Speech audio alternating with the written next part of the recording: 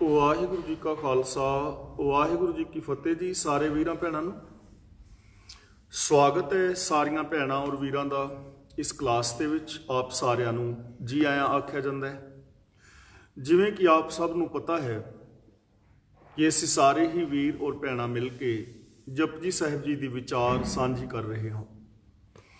ਕੱਲ ਤੱਕ 4 ਪੌੜੀਆਂ ਦੀ ਵਿਚਾਰ ਅਸੀਂ ਸਾਂਝੀ ਕਰ ਚੁੱਕੇ ਹਾਂ।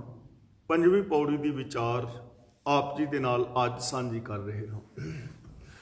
ਕੱਲ ਅਸਾਂ ਵਿਚਾਰਿਆ ਸੀ ਕਿ ਉਹ ਪ੍ਰਭੂ ਪਰਮਾਤਮਾ ਨੂੰ ਕਿਸੇ ਭੇਟਾ ਦੇ ਨਾਲ ਖੁਸ਼ ਨਹੀਂ ਕੀਤਾ ਜਾ ਸਕਦਾ ਔਰ ਕਿਸੇ ਵਿਸ਼ੇਸ਼ ਬੋਲਾਂ ਦੇ ਨਾਲ ਉਸ ਪ੍ਰਭੂ ਨੂੰ ਅਸੀਂ ਇਮੋਸ਼ਨਲ ਬਲੈਕਮੇਲ ਨਹੀਂ ਕਰ ਸਕਦੇ। ਤਾਂ ਫਿਰ ਸਾਨੂੰ ਕੀ ਕਰਨਾ ਚਾਹੀਦਾ ਹੈ? ਉਸ ਪ੍ਰਭੂ ਦੀ ਸਿਫਤ ਸਲਾਹ ਕਰਨੀ ਚਾਹੀਦੀ ਹੈ, ਹਰ ਰੋਜ਼ ਕਰਨੀ ਚਾਹੀਦੀ ਹੈ, ਹਰ ਸਮੇਂ ਕਰਨੀ ਚਾਹੀਦੀ ਹੈ। ਜਦੋਂ ਅਸੀਂ ਮਾਲਕ ਦੀ ਸਿਫਤ ਸਲਾਹ ਦੇ ਨਾਲ ਜੁੜਦੇ ਹਾਂ, ਗੁਣਾਂ ਦੇ ਨਾਲ ਜੁੜਦੇ ਹਾਂ, ਉਹ ਵੇਲਾ ਸਾਡੇ ਵਾਸਤੇ ਅੰਮ੍ਰਿਤਮਈ ਹੋ ਜਾਂਦਾ ਹੈ। ਔਰ ਜੋ ਪ੍ਰਭੂ ਦੀ ਰਜ਼ਾ ਭਾਣੇ ਵਿੱਚ ਤੁਰਦੇ ਹਨ, ਰੱਬ ਦੀ ਬਖਸ਼ਿਸ਼ ਹੁੰਦੀ ਹੈ, ਉਹਨਾਂ ਦੀ ਜ਼ਿੰਦਗੀ ਵਿੱਚ ਪ੍ਰੇਮ ਪੈਦਾ ਹੁੰਦਾ ਹੈ।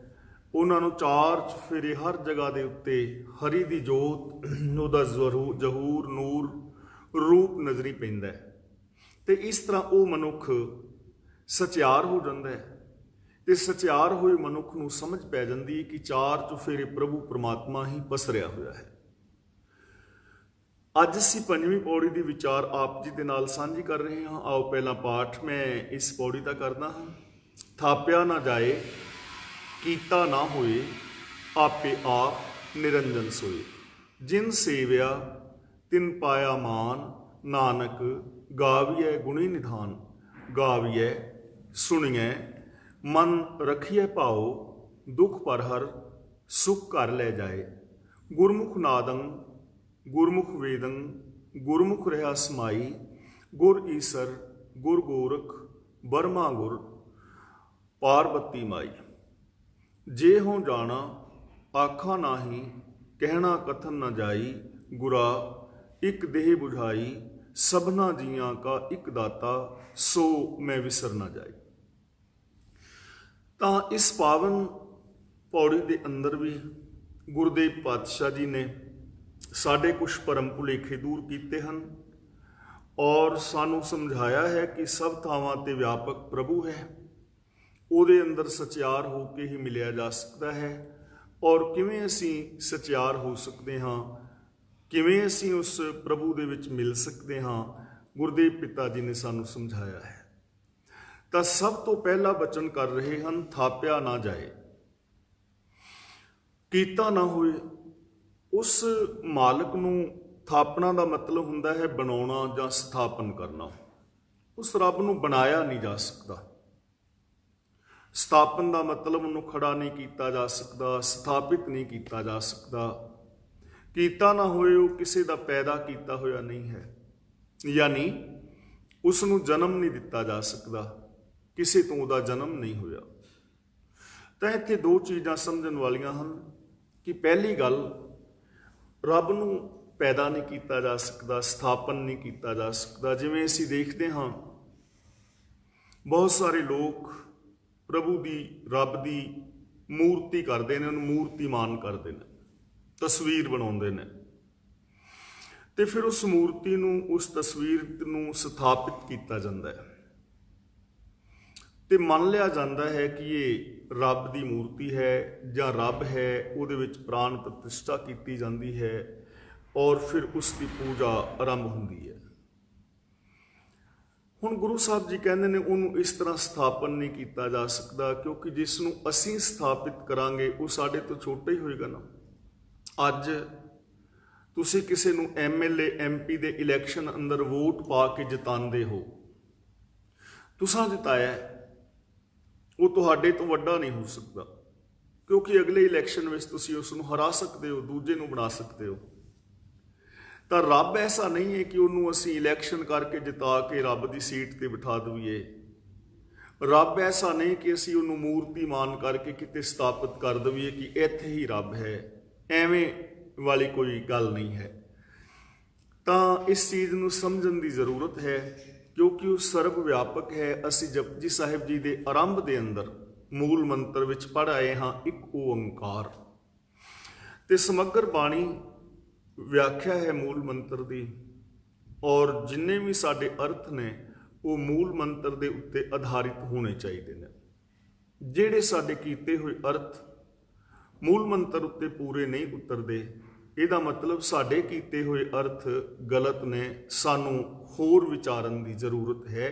ਜਿਸ ਕਰਕੇ ਸਾਡੇ ਅੰਦਰ ਜੋ ਬਾਣੀ ਵਿੱਚ ਸਾਨੂੰ ਦੁਐਤ ਨਜ਼ਰ ਆਉਂਦੀ ਹੈ ਉਹ ਨਾ ਆਵੇ। ਜੇ ਕਿਤੇ ਦੁਬਦਾ ਨਜ਼ਰ ਆਉਂਦੀ ਨਾ, ਕਿਤੇ ਗੁਰੂ ਜੀ ਕੁਛ ਕਹਿ ਰਹੇ ਹਨ, ਕਿਤੇ ਕੁਛ ਕਹਿ ਰਹੇ ਹਨ, ਤਾਂ ਗੁਰੂ ਜੀ ਐਸਾ ਨਹੀਂ ਕਹਿ ਰਹੇ। ਸਾਡੇ ਵਿਚਾਰਨ ਵਿੱਚ, ਸਾਡੇ ਸਮਝਣ ਵਿੱਚ ਫਰਕ ਪੈ ਜਾਂਦਾ। ਬਾਣੀ ਵਿੱਚ ਦੁਬਦਾ ਨਹੀਂ ਹੈ, ਬਾਣੀ ਦੁਬਦਾ ਨੂੰ ਮਿਟਾਉਂਦੀ ਹੈ। ਔਰ ਇੱਕ ਗੱਲ ਯਾਦ ਰੱਖਣਾ, ਜਿਵੇਂ ਮੈਂ ਕਿਹਾ ਸੀ ਨਾ ਕਿ ਜੇ ਜਪਜੀ ਸਾਹਿਬ ਜੀ ਦੀ ਵਿਚਾਰ ਅਸੀਂ ਸਾਰੇ ਭੈਣਾਂ ਔਰ ਵੀਰ ਮਿਲ ਕੇ ਧਿਆਨ ਦੇ ਨਾਲ ਕਰਾਂਗੇ ਔਰ ਸੁਣਾਂਗੇ, ਸਮਝਾਂਗੇ, ਇੱਕ ਦੂਜੇ ਨੂੰ ਸਮਝਾਵਾਂਗੇ ਕਲਾਸ ਰੂਪ ਦੇ ਵਿੱਚ, ਤਾਂ ਜਪਜੀ ਸਾਹਿਬ ਦੀ ਬਾਣੀ ਦੀ ਸਮਾਪਤੀ ਤੱਕ ਸਾਡੇ ਸਵਾਲ ਵੀ ਖਤਮ ਹੋ ਜਾਣਗੇ।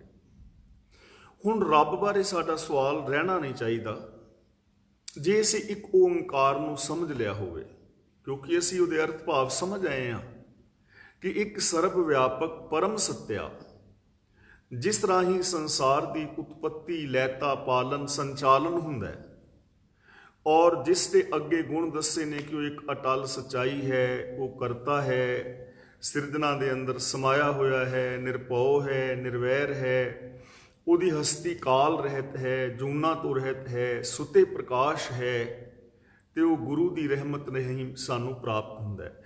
ਜੇ ਹੁਣ ਇਹ ਚੀਜ਼ ਅਸੀਂ ਸਮਝ ਲਈ ਹੋਵੇ, ਪਹਿਲੀ ਗੱਲ ਸਾਡੇ ਦਿਮਾਗ ਵਿੱਚ ਬੈਠ ਗਈ ਹੋਵੇ, ਅਸੀਂ ਬਿਠਾ ਲਈ ਹੋਵੇ ਸੁਰਤ ਵਿੱਚ, ਤੇ ਤੀਜੀ ਗੱਲ ਅਸੀਂ ਇਸ ਚੀਜ਼ ਤੇ ਅਮਲ ਕਰ ਲਿਆ ਹੋਵੇ, ਵਿਸ਼ਵਾਸ ਕਰ ਲਿਆ ਹੋਵੇ, ਤਾਂ ਫਿਰ ਸਾਡਾ ਹੁਣ ਸਵਾਲ ਨਹੀਂ ਨਾ ਰਹੇਗਾ ਕਿ ਰੱਬ ਦੀ ਮੂਰਤੀ ਬਣਾ ਕੇ ਸਥਾਪਿਤ ਕੀਤੀ ਜਾ ਸਕਦੀ ਹੈ। ਨਹੀਂ ਕੀਤੀ ਜਾ ਸਕਦੀ, ਕਿਉਂਕਿ ਉਸ ਨਿਰਾਕਾਰ ਦੀ ਮੂਰਤੀ ਕਿਵੇਂ ਬਣਾਓਗੇ, ਨਿਰਾਕਾਰ ਦੀ ਤਸਵੀਰ ਕਿਵੇਂ ਬਣਾਓਗੇ ਜਿਹਦਾ ਕੋਈ ਆਕਾਰ ਹੀ ਨਹੀਂ ਹੈ। ਹੁਣ ਜੇ ਮੈਂ ਮੂਰਤੀ ਕਾਰ ਦੇ ਕੋਲ ਜਾਵਾਂ ਤੇ ਕਹਾਂ ਵੀ ਮੇਰੇ ਕਿਸੇ ਦੋਸਤ ਦੀ ਮੂਰਤ ਬਣਾ ਦੇ, ਉਹ ਕਿਵੇਂ ਬਣਾ ਦੇਗਾ, ਮੈਨੂੰ ਉਹਦੀ ਫੋਟੋ ਦੇ, ਤੇ ਮੈਂ ਕਹਾਂ ਫੋਟੋ ਤਾਂ ਮੇਰੇ ਕੋਲ ਹੈ ਨਹੀਂ, ਫੋਟੋ ਤਾਂ ਮੇਰੇ ਕੋਲ ਹੈ ਨਹੀਂ, ਤੇ ਉਹ ਕਹੇਗਾ ਮੈਂ ਕਿਵੇਂ ਬਣਾਵਾਂ। ਫਿਰ ਉਹ ਕਹੇ ਮੈਨੂੰ ਉਹਦਾ ਥੋੜਾ ਜਿਹਾ ਚਿਹਰਾ ਦੱਸ, ਤੇ ਮੈਂ ਕਹਾਂ ਮੈਨੂੰ ਚਿਹਰਾ ਵੀ ਯਾਦ ਨਹੀਂ, ਤਾਂ ਫਿਰ ਉਹ ਮੂਰਤ ਕਿਵੇਂ ਬਣਾਏਗਾ। ਤਾਂ ਰੱਬ ਦੀ ਮੂਰਤੀ ਕਿਵੇਂ ਬਣਾਈ ਜਾ ਸਕਦੀ, ਕਿਉਂਕਿ ਜਿਹਦਾ ਆਕਾਰ ਹੀ ਨਹੀਂ ਹੈ। ਜੇ ਮੈਂ ਕਿਸੇ ਨੂੰ ਕਹਾਂ ਮੈਨੂੰ ਕਾਗਜ਼ ਤੇ ਰੱਬ ਦੀ ਤਸਵੀਰ ਬਣਾ ਦੇ, ਤੇ ਕਿਵੇਂ ਬਣਾ ਕੇ ਦੇਵੇਗਾ। ਉਹਨੇ ਤੇ ਪੁੱਛਣਾ ਨਾ ਵੀ ਉਹਦਾ ਰੂਪ ਕਿਹੋ ਜਿਹਾ, ਉਹਦਾ ਆਕਾਰ, ਉਹਦਾ ਰੰਗ, ਉਹਦੀਆਂ ਅੱਖਾਂ ਕਿਹੋ ਜਿਹੀਆਂ ਬਣਾਵਾਂ, ਹੱਥ ਕਿਹੋ ਜਿਹੇ ਬਣਾਵਾਂ। ਤਾਂ ਇਹ ਚੀਜ਼ਾਂ ਨਾ ਸਮਝਣ ਦੀਆਂ ਨੇ। ਜੇ ਅਸੀਂ ਇੱਕ ਓੰਕਾਰ ਨੂੰ ਸਮਝ ਲਿਆ ਹੋਵੇ ਤਾਂ ਰੱਬ ਬਾਰੇ ਫਿਰ ਸਾਡੇ ਸਵਾਲ ਨਹੀਂ ਰਹਿਣਗੇ। ਸਾਨੂੰ ਸਮਝ ਪੈ ਗਈ ਕਿ ਇੱਕ ਸਰਬ ਵਿਆਪਕ ਪਰਮ ਸੱਤਿਆ ਹੈ ਜੋ ਕਣ ਕਣ ਦੇ ਅੰਦਰ ਸਮਾਇਆ ਹੋਇਆ ਹੈ। ਅਦਿਸਤਾ ਪਸਾਰਾ ਜਿਸ ਦਾ ਸਰਗੁਣ ਸਰੂਪ ਹੈ, ਨਿਰਗੁਣ ਸਰਗੁਣ ਸੁਨ ਸਮਾਧੀ ਵਿੱਚ ਉਹ ਆਪ ਹੀ ਆਪ ਹੈ, ਉਹਦੇ ਤੋਂ ਬਿਨਾਂ ਹੋਰ ਕੁਝ ਨਹੀਂ ਹੈ। ਤਾਂ ਉਹਨੂੰ ਥਾਪਿਆ ਨਹੀਂ ਜਾ ਸਕਦਾ, ਸਥਾਪਨ ਨਹੀਂ ਕੀਤਾ ਜਾ ਸਕਦਾ। ਇਸ ਲਈ ਸਿੱਖ ਧਰਮ ਦੇ ਅੰਦਰ ਮੂਰਤੀ ਪੂਜਾ ਆਦਿਕ ਨਹੀਂ ਹੈ। ਪਰ ਅਸੀਂ ਵੇਖਦੇ ਹਾਂ, ਅਸੀਂ ਵੀ ਤਸਵੀਰਾਂ ਅੱਗੇ ਮੱਥੇ ਟੇਕਦੇ ਹਾਂ। ਹੁਣ ਇਹ ਗੱਲ ਨਾ ਆਮ ਜਦੋਂ ਅਸੀਂ ਕਹਿੰਦੇ ਹਾਂ ਤਾਂ ਸਾਨੂੰ ਬੁਰੀ ਲੱਗਦੀ ਹੈ। ਕਈ ਲੋਕ ਗੱਲ ਵੀ ਪੈਂਦੇ ਨੇ, ਕਈ ਲੋਕ ਫਿਰ ਇਹ ਮਿਸਾਲ ਦਿੰਦੇ ਨੇ ਕਿ ਜੇ ਅਸੀਂ ਗੁਰੂਆਂ ਦੀਆਂ ਫੋਟੋਆਂ ਬੱਚਿਆਂ ਨੂੰ ਨਹੀਂ ਵਿਖਾਵਾਂਗੇ ਉਹਨੂੰ ਸਮਝ ਕਿਵੇਂ ਪਵੇਗੀ। ਤਾਂ ਜਿੰਨੀਆਂ ਵੀ ਗੁਰੂ ਸਾਹਿਬਾਨ ਦੀਆਂ ਫੋਟੋਆਂ ਨੇ ਨਾ, ਇਹ ਅਸਲੀ ਨਹੀਂ ਹਨ, ਇਹ ਕੇਵਲ ਤਸਵੀਰ ਘਾੜੇ ਦੀ ਕਲਪਨਾ ਹੈ। ਸ਼ੋਭਾ ਸਿੰਘ ਨੇ ਇਹ ਫੋਟੋਆਂ ਬਣਾਈਆਂ ਨੇ ਤੇ ਜਿਵੇਂ ਉਸ ਨੂੰ ਸਮਝ ਆਇਆ ਉਸਨੇ ਆਕਾਰ ਚਿੱਤਰਿਤ ਕਰ ਦਿੱਤਾ। ਤਾਂ ਗੁਰੂ ਪਾਤਸ਼ਾਹ ਜੀ ਕਹਿੰਦੇ ਨੇ ਉਹਨੂੰ ਥਾਪਿਆ ਨਹੀਂ ਜਾ ਸਕਦਾ, ਸਥਾਪਨ ਨਹੀਂ ਕੀਤਾ ਜਾ ਸਕਦਾ ਇੱਕ ਜਗ੍ਹਾ ਤੇ, ਕਿਤੇ ਉਹਨੂੰ ਇੱਕ ਥਾਂ ਤੇ ਨਹੀਂ ਬਿਠਾਇਆ ਜਾ ਸਕਦਾ। ਉਹ ਇੱਕ ਥਾਂ ਤੇ ਬੈਠਾ ਹੋਇਆ ਨਹੀਂ ਹੈ। ਕੀਤਾ ਨਾ ਹੋਏ, ਕਿਸੇ ਦਾ ਪੈਦਾ ਕੀਤਾ ਉਹ ਰੱਬ ਹੈ ਨਹੀਂ, ਕਿਉਂਕਿ ਉਸ ਦਾ ਮਾਂ ਬਾਪ ਨਹੀਂ ਹੈ। ਗੁਰਦੇਵ ਨੇ ਪਾਵਨ ਬਾਣੀ ਵਿੱਚ ਬੜਾ ਪਿਆਰਾ ਬਚਨ ਕੀਤਾ ਹੈ। ਭਗਤ ਕਬੀਰ ਜੀ ਨੇ ਕਿਸੇ ਬ੍ਰਾਹਮਣ ਵੀਰ ਦੇ ਨਾਲ ਵਿਚਾਰ ਹੋਈ ਹੈ। ਉਹ ਕਹਿੰਦਾ ਹੈ ਕਿ ਰੱਬ ਦਾ ਅਵਤਾਰ ਹੋ ਸਕਦਾ ਹੈ, ਤੇ ਭਗਤ ਕਬੀਰ ਜੀ ਕਹਿੰਦੇ ਨੇ ਰੱਬ ਦਾ ਜੇ ਤੂੰ ਅਵਤਾਰ ਕਹੇਗਾ ਤਾਂ ਉਹ ਅਵਤਾਰ ਕਿਸੇ ਮਾਂ-ਬਾਪ ਦਾ ਬੱਚਾ ਹੋਏਗਾ ਨਾ, ਉਹਦੇ ਘਰ ਉਹਦੇ ਮਾਂ-ਬਾਪ ਹੋਣਗੇ। कबीर जी ने सवाल किया, तुम जो कहत हो नंद को नंदन, भी तू कहना है भी नंद दा पुत्र है रब, तो नंद सो नंदन कां कोरे, नंद किदा पुत्र है। धरन आकाश दसो दिस नाही, तब यह नंद कहाँ थोरे। भी जदों धरती नहीं सी, आकाश नहीं सी, 10 दिशावां नहीं सन, सूरज चंद्रमा ग्रह नक्षत्र नहीं सी, उदों ये नंद कित्थे सी। इसलिए कबीर को स्वामी ऐसो ठाकुर जाके माई ना वापुर।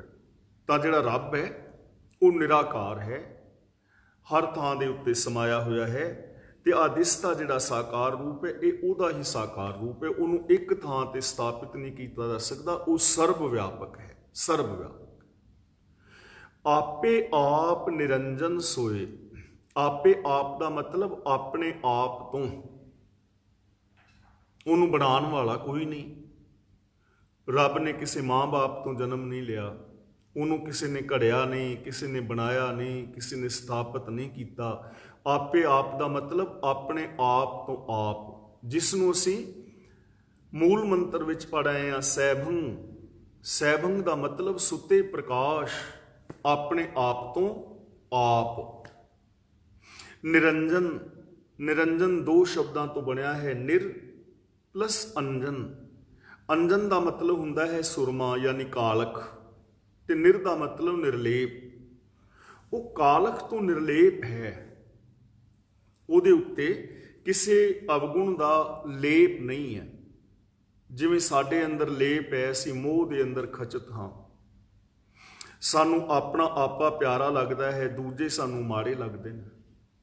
असीं अपने बच्चों के नाल विहार होर करते हैं, दूजिਆਂ ਦੇ ਨਾਲ ਹੋਰ ਕਰਦੇ ਆ, क्योंकि साडे अंदर लेप है ना मोह का, क्रोध का, लोभ का।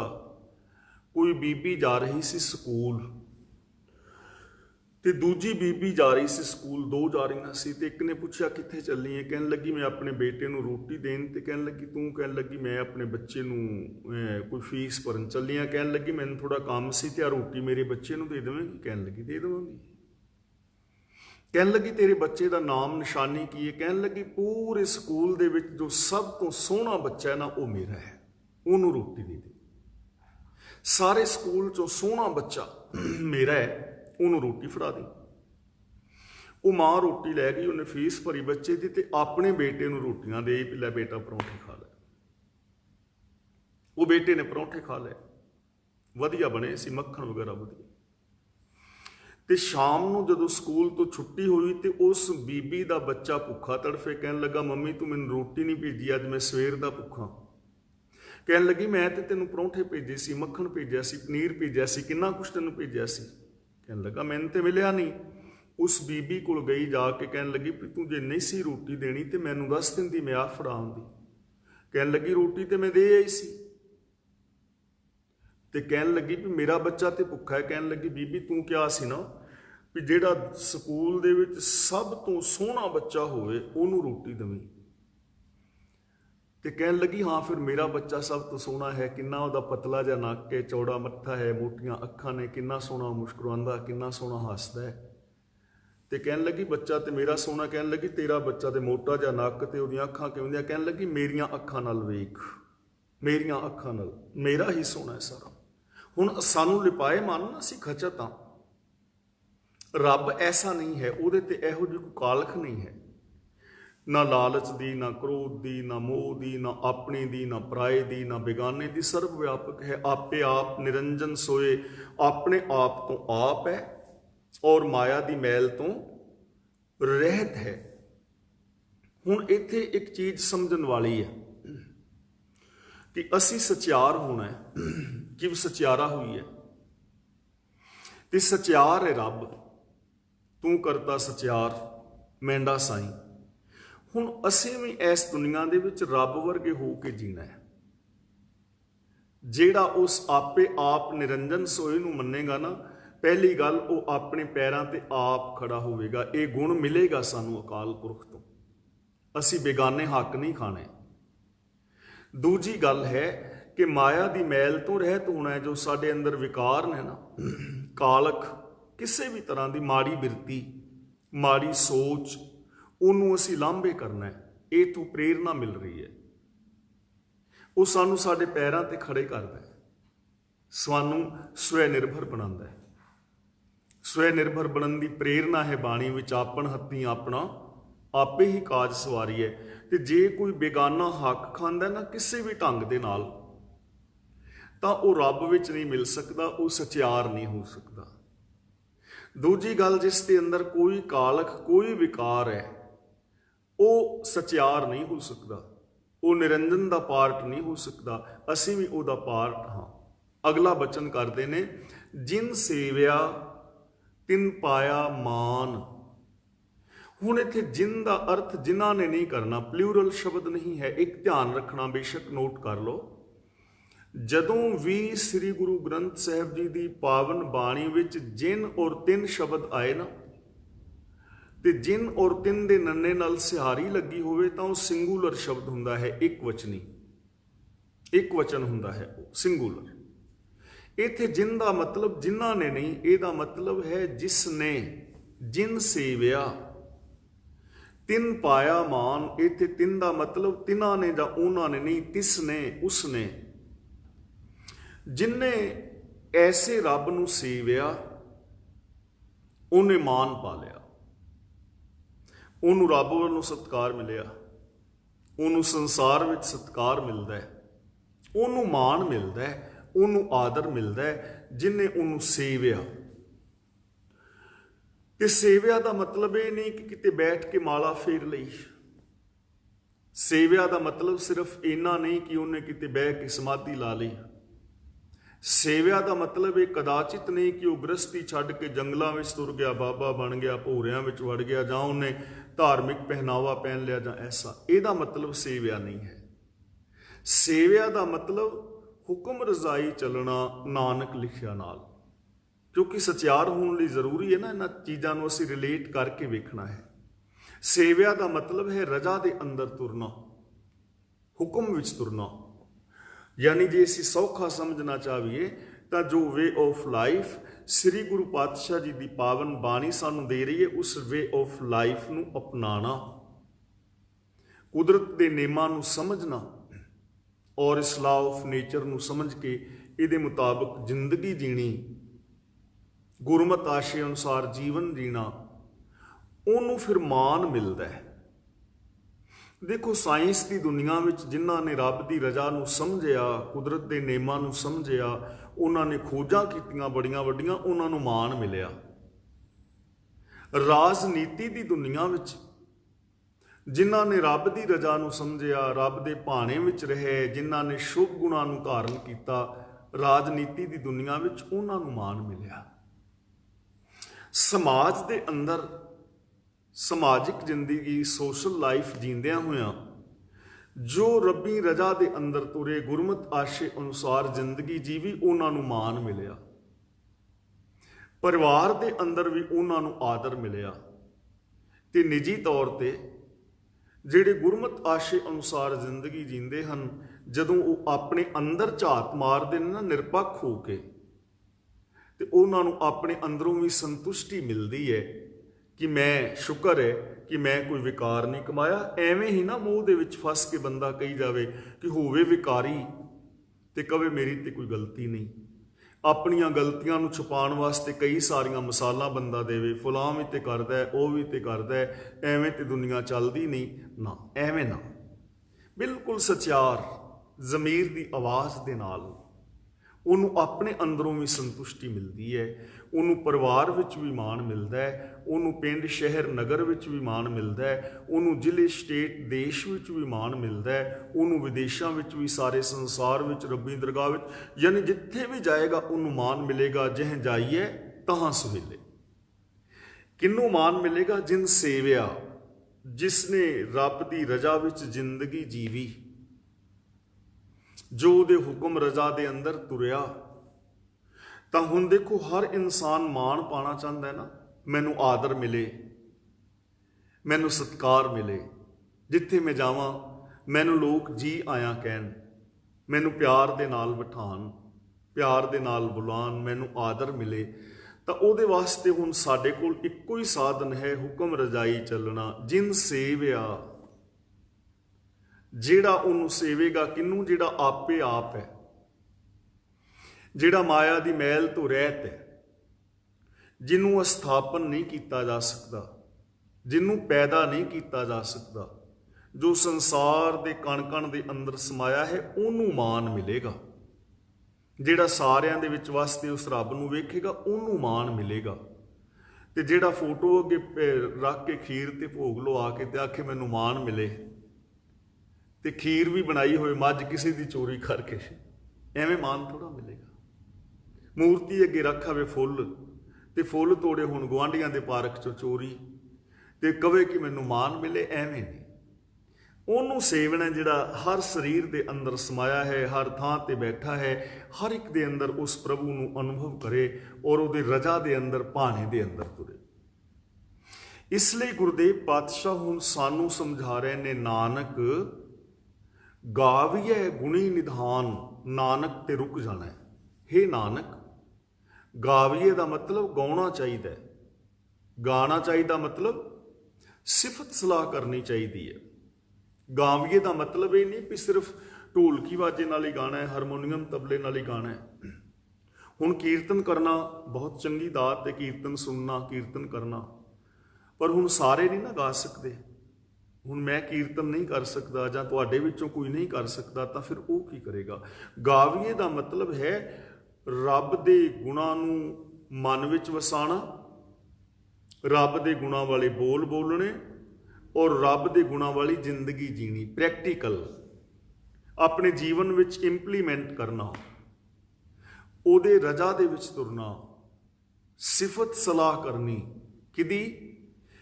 ਗਾਵੀਏ, ਕਿਹਨੂੰ ਗਾਉਣਾ ਹੈ? ਗੁਣੀ ਨਿਧਾਨ। ਨਿਧਾਨ ਦਾ ਮਤਲਬ ਖਜ਼ਾਨਾ, ਜਿਹੜਾ ਗੁਣਾਂ ਦਾ ਖਜ਼ਾਨਾ ਹੈ, ਗੁਣਾਂ ਦਾ ਖਜ਼ਾਨਾ, ਗੁਣਾਂ ਦੀ ਖਾਨ, ਗੁਣਾਂ ਦਾ ਸਾਗਰ। ਤਾਂ ਰੱਬ ਕੌਣ ਹੋਇਆ? ਜੋ ਗੁਣਾਂ ਦਾ ਸਾਗਰ ਹੈ। ਉਸ ਗੁਣਾਂ ਦੇ ਸਾਗਰ ਦੇ ਗੁਣਾਂ ਨੂੰ ਅਸੀਂ ਅਪਣਾਉਣਾ ਹੈ। ਸਭ ਗੁਣ ਤੇਰੇ ਮੈਂ ਨਾਹੀ ਕੋਏ, ਵਿਣ ਗੁਣ ਕੀਤੇ ਭਗਤ ਨਾ ਹੋਏ। ਗੁਣ ਕਹੇ ਗੁਣੀ ਸਮਾਵਣਿਆ। ਗੁਣ ਗਾਣ ਵਾਲਾ ਗੁਣੀ ਦੇ ਵਿੱਚ ਹੀ ਸਮਾ ਜਾਂਦਾ ਹੈ, ਗੁਣੀ ਦਾ ਰੂਪ ਹੀ ਹੋ ਜਾਂਦਾ ਹੈ। ਦੇਖੋ ਭਾਈ ਲਹਿਣਾ ਜੀ ਨੇ ਗੁਣ ਗਾਏ ਨਾ, ਗੁਰੂ ਨਾਨਕ ਪਾਤਸ਼ਾਹ ਜੀ ਦੀ ਵਿਚਾਰਧਾਰਾ ਨੂੰ ਪੜ੍ਹਿਆ, ਸਿੱਖਿਆ, ਸੁਣਿਆ, ਗਾਵਿਆ, ਅਪਣਾਇਆ, ਤੇ ਭਾਈ ਲਹਿਣਾ ਨਾ ਰਹਿ, ਗੁਰੂ ਦਾ ਰੂਪ ਹੋ ਗਏ, ਗੁਰੂ ਅੰਗਦ ਦੇਵ ਬਣ ਗਏ। ਤਾਂ ਗਾਉਣਾ ਚਾਹੀਦਾ, ਸਾਨੂੰ ਸਿਫਤ ਸਲਾਹ ਕਰਨੀ ਚਾਹੀਦੀ ਹੈ। ਤੇ ਇਹਦਾ ਮਤਲਬ ਇਹ ਨਹੀਂ ਕਿ ਇੱਕ ਥਾਂ ਤੇ ਬਹਿ ਕੇ ਤੁਸੀਂ ਸਿਫਤ ਸਲਾਹ ਗਾਓ।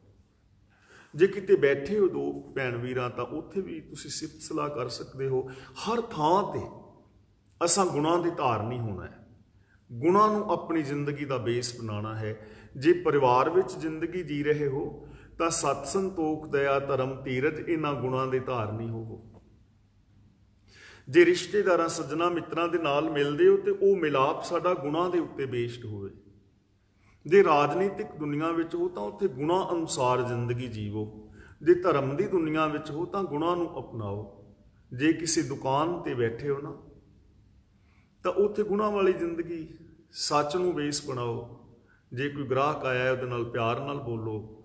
ਤੇ ਜੇ ਤੁਸੀਂ ਕਿਸੇ ਦੁਕਾਨ ਤੇ ਸੌਦਾ ਖਰੀਦਣ ਗਏ ਹੋ ਤਾਂ ਜਿਹੜਾ ਦੁਕਾਨਦਾਰ ਹੈ ਉਹਦੇ ਨਾਲ ਪਿਆਰ ਨਾਲ ਪੇਸ਼ ਆਵੋ। ਗੁਣਾਂ ਦਾ ਵਰਤਾਵ, ਵਪਾਰ ਦੇ ਵਿੱਚ ਗੁਣਾਂ ਦਾ ਵਰਤਾਵ। ਤੇ ਐਸਾ ਹੋ ਸਕਦਾ ਹੈ, ਸਿੰਪਲ ਗੱਲ ਹੈ।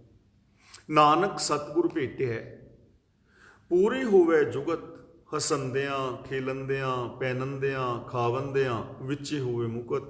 ਹੱਸਦਿਆਂ, ਖੇਡਦਿਆਂ, ਖਾਂਦਿਆਂ, ਪਹਿਨਦਿਆਂ, ਦੁਨਿਆਵੀ ਕਾਰ ਕਰਦਿਆਂ, ਆਪਣੇ ਫਰਜ਼ਾਂ ਨੂੰ ਨਿਭਾਉਂਦਿਆਂ ਸੱਚ ਨੂੰ ਬੇਸ ਬਣਾ ਲਓ ਤੇ ਮੁਕਤੀ ਪਾ ਲਓ।